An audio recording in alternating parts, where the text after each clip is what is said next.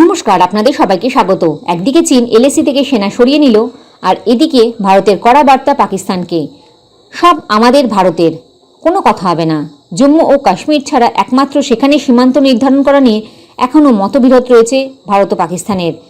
গত এক দশকের রীতি মেনে সীমান্তে গিয়ে জওয়ানদের সঙ্গে দীপাবলি উদযাপনের জন্য প্রধানমন্ত্রী নরেন্দ্র মোদী বেছে নিলেন তার রাজ্য গুজরাতের কচ্ছ এলাকার সেই সারক্রিককে। বৃহস্পতিবার সশস্ত্র বাহিনীর 3 সেনা এবং সীমান্তরক্ষী বাহিনীর অফিসার জওয়ানদের সঙ্গে দীপাবলি উদযাপন করলেন প্রধানমন্ত্রী। প্রদীপ জ্বালিয়ে নিজের হাতে মিষ্টি খাওয়ালেন তাদের। প্রধানমন্ত্রীর দপ্তর সূত্রে জানা গিয়েছে, নর্মদা জেলার একতা নগরে সর্দার বল্লভভাই পটেলের জন্মদিবস উপলক্ষে আয়োজিত রাষ্ট্রীয় একতা দিবস কর্মসূচি থেকে কচ্ছের কোটেশ্বরে নামার পর মোদী সারক্রিক এলাকার লাক্কি নালায় যান। টহলদারি জলযানে জওয়ানদের সঙ্গে দেখা গিয়েছে তাকে। আপনজনদের সঙ্গে সময় কাটাতে চান বলেই প্রধানমন্ত্রী হিসাবে তার প্রত্যেক দীপাবলি সীমান্তে সেনা জওয়ানদের সঙ্গেই কাটে বলে মোদী অতীতে অনেকবার জানিয়েছেন। জম্মু কাশ্মীর, অরুণাচল প্রদেশ, রাজস্থান, হিমাচল প্রদেশে সেনা এবং আধা সেনার সঙ্গে দীপাবলি উৎসবে অংশ নিতে দেখা গিয়েছে তাকে। এইবারই প্রথম বিতর্কিত সারক্রিক এলাকায় দীপাবলি কাটালেন প্রধানমন্ত্রী। সিন্ধু নদের বদ্বীপে তৈরি হয়েছে প্রায় 96 কিলোমিটার দীর্ঘ সারক্রিক। এই অঞ্চলটি ভারত পাকিস্তানের মধ্যে অবস্থিত একটি বিতর্কিত ভূখণ্ড। কচ্ছের রানের পশ্চিমে অবস্থিত নালা এবং জলাভূমি এলাকা পাকিস্তানের সিন্ধ প্রদেশ থেকে আলাদা করে রেখেছে গুজরাতকে। এই অঞ্চলে নজরদারির দায়িত্বে রয়েছে বিএসএফের বিশেষ বাহিনী ক্রিক ক্রোকোডাইল। 1999 সালে সারক্রিক এলাকাতেই অনুপ্রবেশকারী পাক নজরদার বিমানকে ধ্বংস করেছিল ভারতীয় বায়ুসেনা। ওই ঘটনায় 16 জন পাক সেনা নিহত হয়েছিলেন। প্রধানমন্ত্রীর সম্পূর্ণ বক্তব্য দেয়া হলো। জয় হিন্দ, জয় জওয়ান, জয় কিষান। देश के बॉर्डर पर सारक्रिक के पास कच्छ की धरती पर देश की सेनाओं के साथ, सीमा सुरक्षा बल के साथ आपके बीच दीपावली, ये मेरा सौभाग्य है। आप सभी को दीपावली की बहुत बहुत बधाई। जब मैं दीपावली का पर्व आप लोगों के बीच मनाता हूं तो मेरी दीपावली की मिठास कई गुना बढ़ जाती है।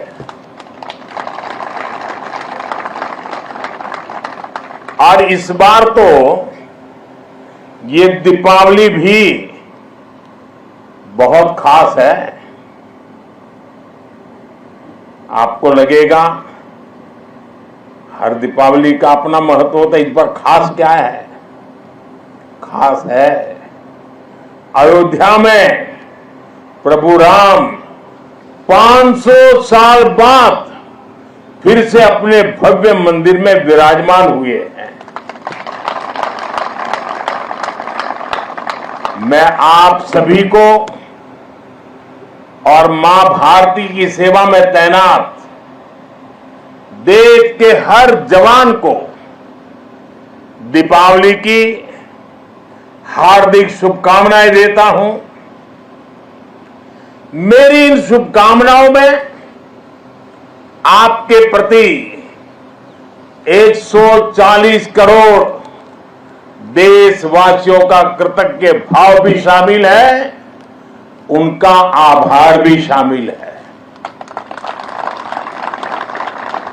साथियों, मातृभूमि की सेवा का यह अवसर बड़े सौभाग्य से मिलता है। ये सेवा आसान नहीं है।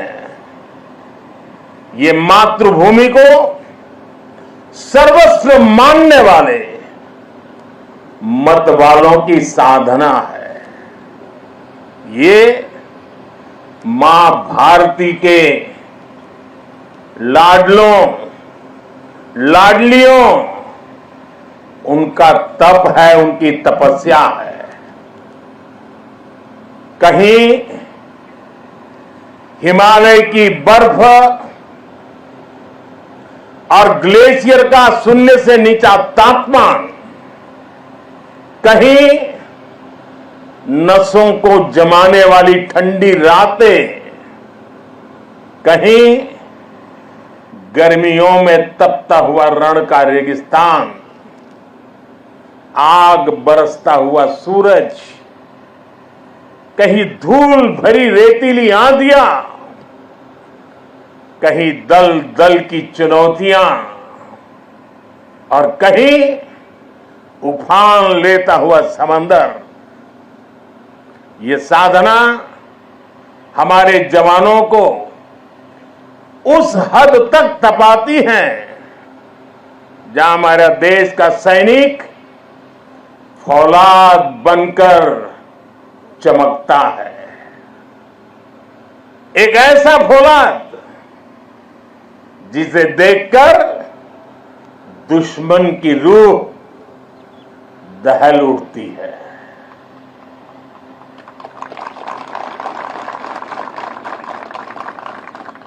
दुश्मन भी आपको देखकर सोचता है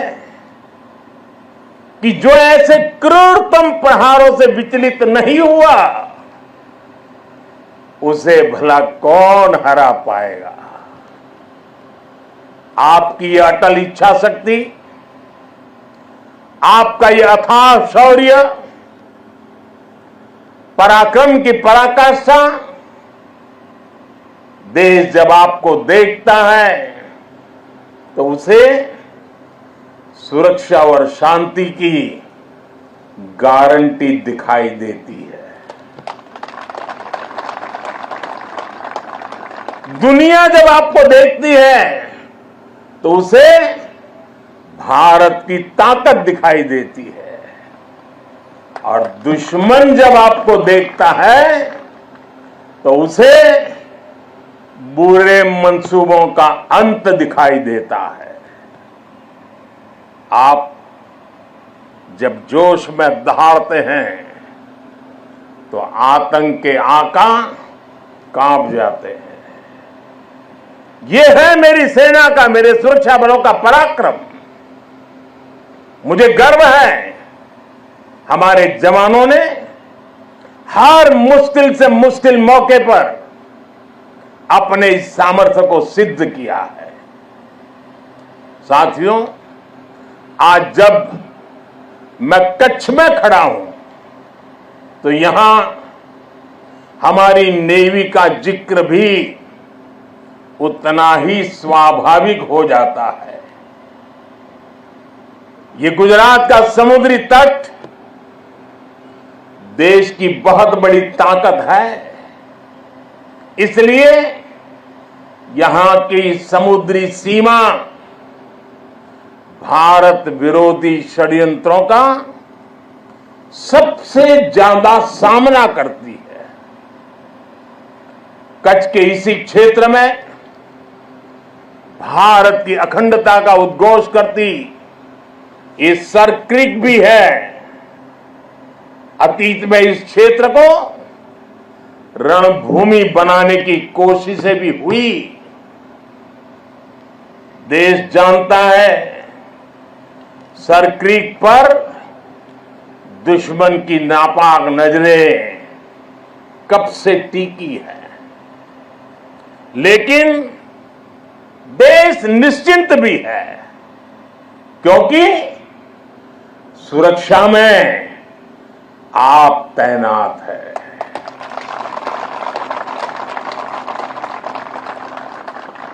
दुश्मन को भी पता है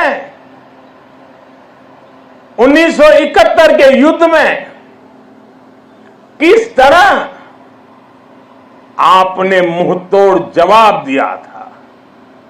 इसलिए हमारी नेवी की मौजूदगी में सर क्रीक और कच्छ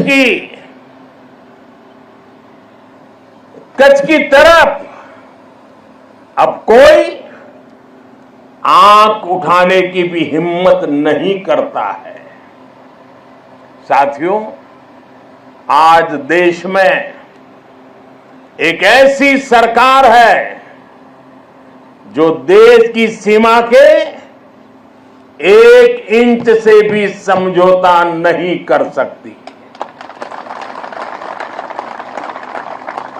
एक समय था जब डिप्लोमेसी के नाम पर सर क्रीक को छल से हड़पने की पॉलिसी पर काम हो रहा था।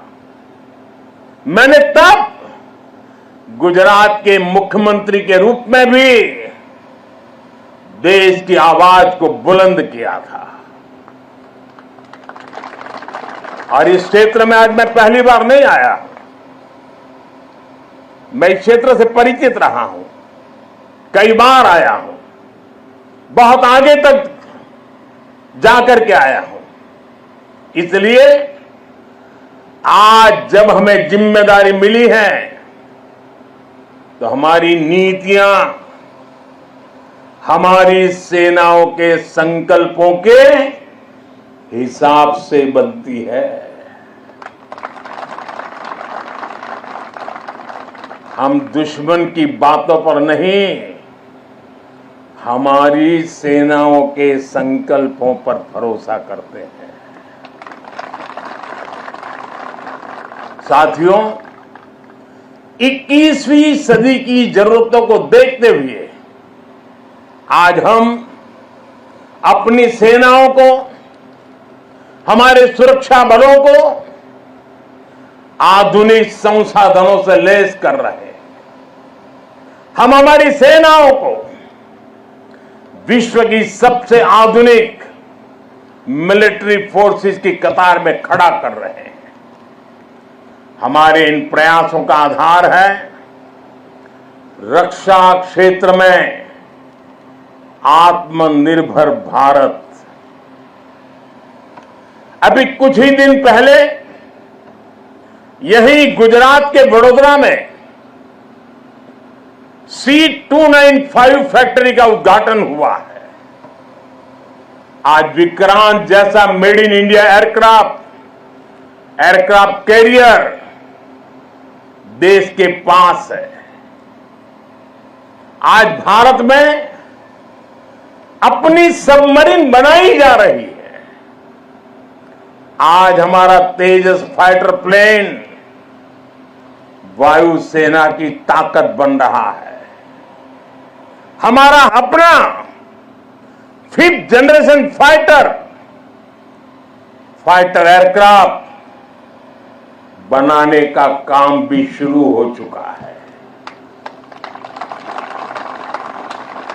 पहले भारत की पहचान हथियार मंगाने वाले देश की थी। आज भारत दुनिया के कितने ही देशों को डिफेंस उपकरण एक्सपोर्ट कर रहा है। पिछले 10 वर्षों में हमारा रक्षा निर्यात 30 गुना बढ़ गया है। साथियों, सरकार के इस विजन को सफल बनाने में हमारी सेनाओं और सैन्य बलों के सहयोग की भी बड़ी भूमिका है। हमारे सुरक्षा बलों की बहुत बड़ी भूमिका है। मैं देश की सेनाओं को, मैं देश के सुरक्षा बलों को बधाई दूंगा कि उन्होंने 5000 से अधिक सैन्य उपकरणों की लिस्ट बनाई है जो वो अब विदेश से नहीं खरीदेंगे। इससे सैन्य क्षेत्र में आत्मनिर्भर भारत अभियान को नई गति भी मिली है।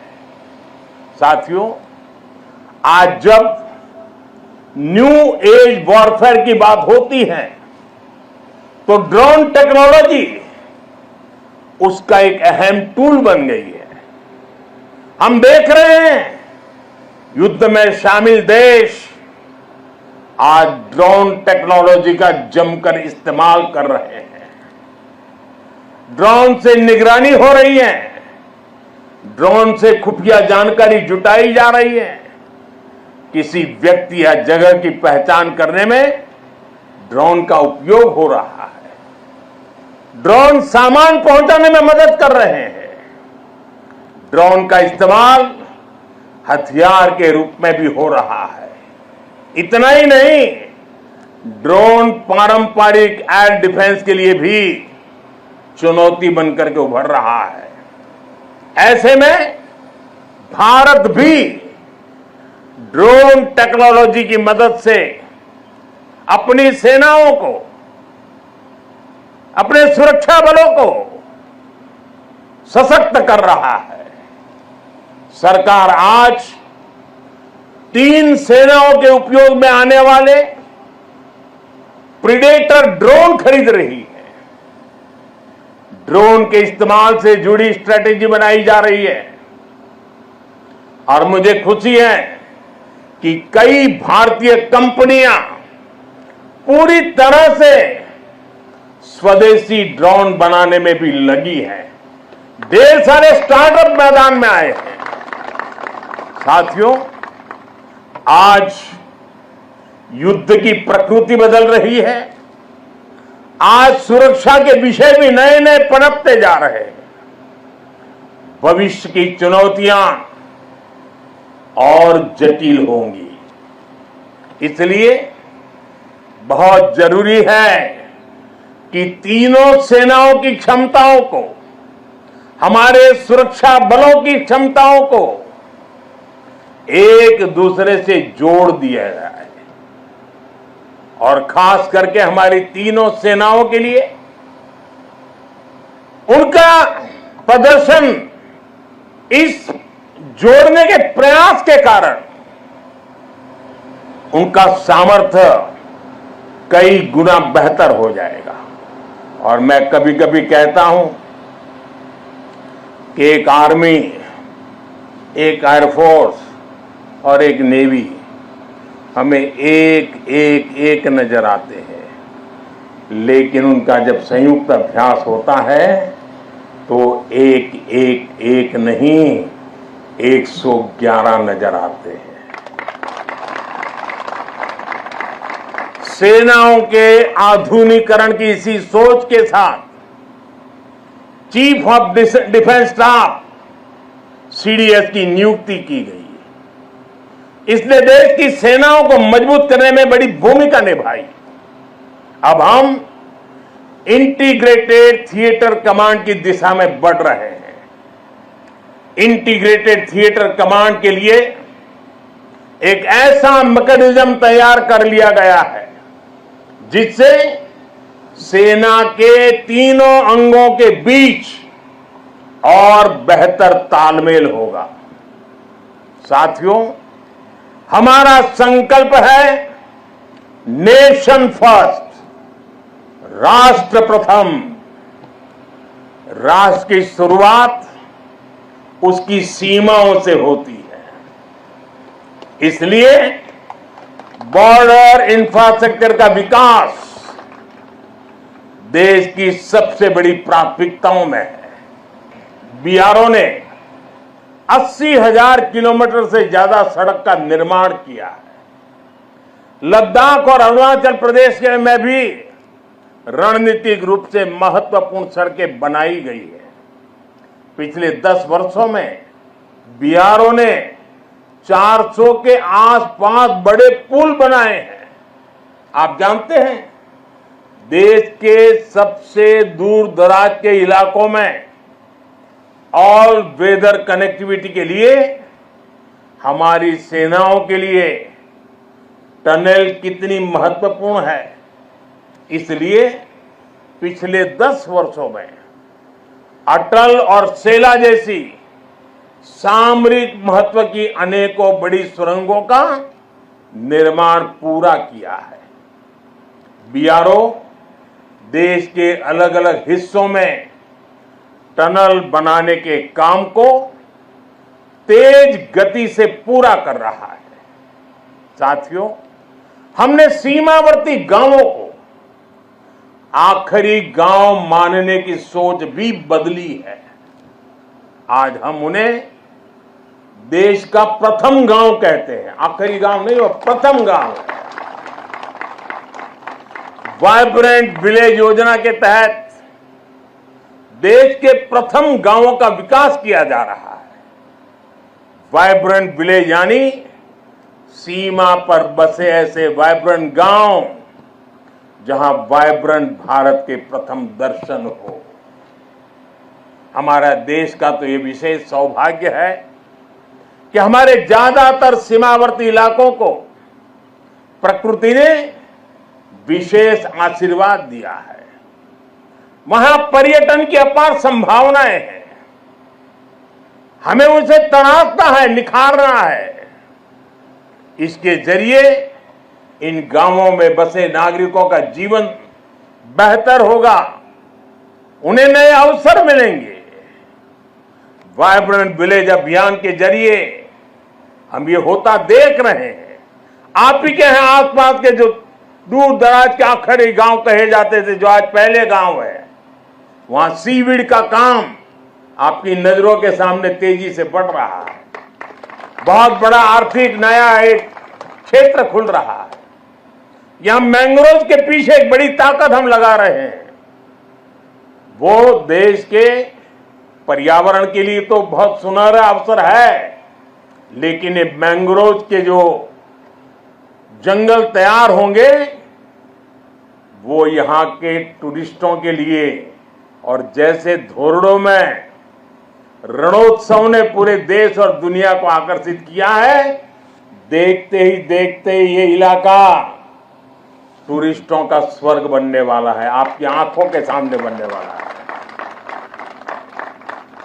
साथियों, इस विजन को आगे बढ़ाने के लिए हमारी सरकार के मंत्री भी सीमावर्ती वाइब्रेंट विलेज में जा रहे हैं। आज वो वाइब्रेंट विलेज में रुकते हैं जहां ज्यादा से ज्यादा समय बिताते हैं। ऐसे में देश के लोगों में भी इन गांवों को लेकर आकर्षण बढ़ रहा है, उत्सुकता बढ़ रही है। साथियों, राष्ट्रीय सुरक्षा के साथ एक और पहलू जुड़ा हुआ है जिसकी उतनी चर्चा नहीं होती। ये है बॉर्डर टूरिज्म, और इसमें हमारे कच्छ के पास अपार संभावनाएं हैं। इतनी समृद्ध विरासत, आकर्षण और आस्था के इतने अद्भुत केंद्र और प्रकृति की अद्भुत देन।